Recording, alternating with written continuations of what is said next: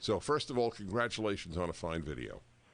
Well, Dennis, thank you. I have to begin, instead of having fun with you, by just simply saying Prageru is an amazing thing. And 1 million people have watched this 5 minutes since Prageru released it yesterday.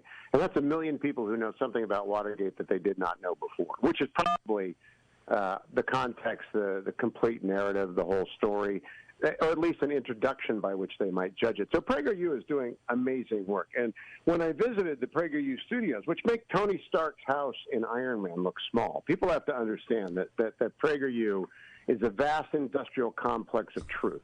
And but its vastness will overwhelm.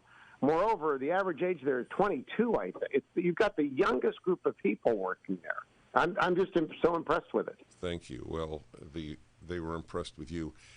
When I visit it, I get a big burst of enthusiasm over the future, because it's a dark age in American life today, and going there is exactly as you described it.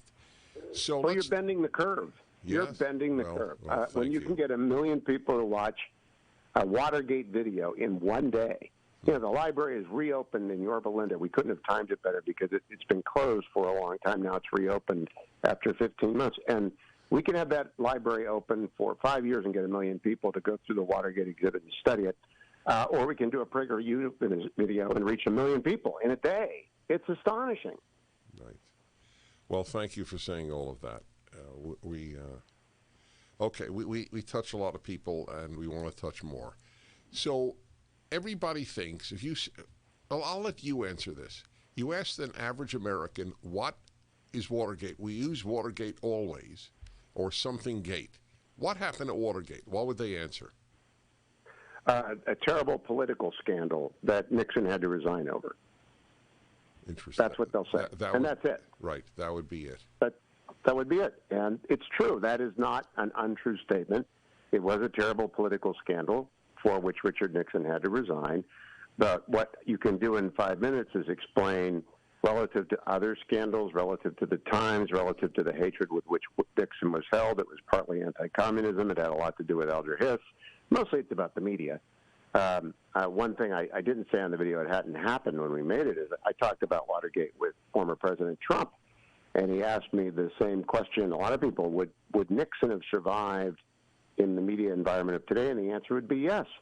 There would be talk radio, there would be Fox News, there would be Twitter, there would be alternative points of view, and he would have survived like Trump did. You know, bruised but unbowed. That's very interesting. I would not have expected that response. That's true. Look, there are more powerful alternative media today. That's a very intelligent observation. So your video did not explain, and nor did it have to. So I have had a question all of my life since it happened. Why did they rob, or why did they even enter the Democratic National Committee offices? You and Richard Nixon. He is said to have thrown an ashtray across the room. I can't corroborate that even with the library at my disposal. When he heard about it, because it's so stupid, G. Gordon Liddy, the worst hire in the history of the Nixon administration, was hired by a guy named Bud Crow. And G. Gordon Liddy fancied himself a super sleuth and a super agent and a hard-bitten G-man, and he had been an FBI man. And he cooked it up, and John Mitchell should have shot it down, thought he did, but G. Gordon Liddy carried it out on his ab initio. He did it himself. There's some question whether or not John Dean knew about it before it happened, but G. Gordon Liddy invented this idea. And he thought he was going to find something of use, but it's the dumbest thing in the world because nothing is at the headquarters of the party. Everything is at the headquarters of the candidate.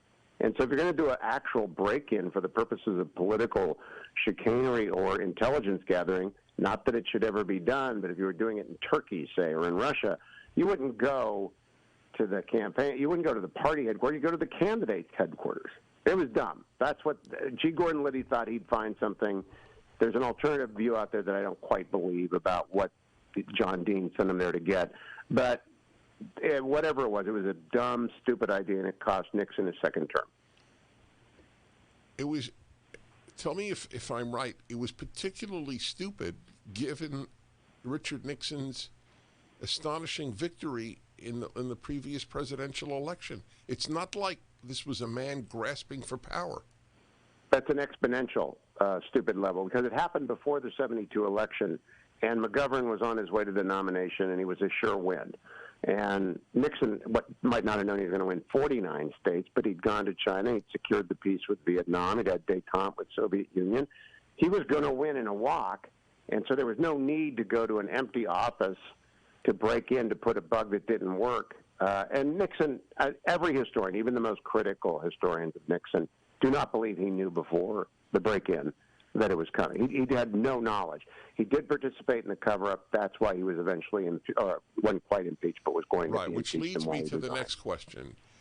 What if he had said, which seems to me to have not been that difficult, God, was that stupid? I had no idea of this, and these people need to be investigated and, if necessary, punished. What would have happened? He would have gotten 40 verbal lashes from the Washington Post and the New York Times, and it would have been over. I make that point in the Prageru video, right, that had he simply owned it, as we say, it would have been over. And he was already elected, so there would have been no downside. But in those days, surrounded by the media that had hounded him since 1950 forward, I don't think he was sufficiently confident to do that, or to trust that he would get a fair hearing from Sirica, who is the judge we talk about in the Prageru video as well, because it's not only the political process, there was a criminal process underway, and Sirica was doing whatever he could to get as many heads on the wall as he could.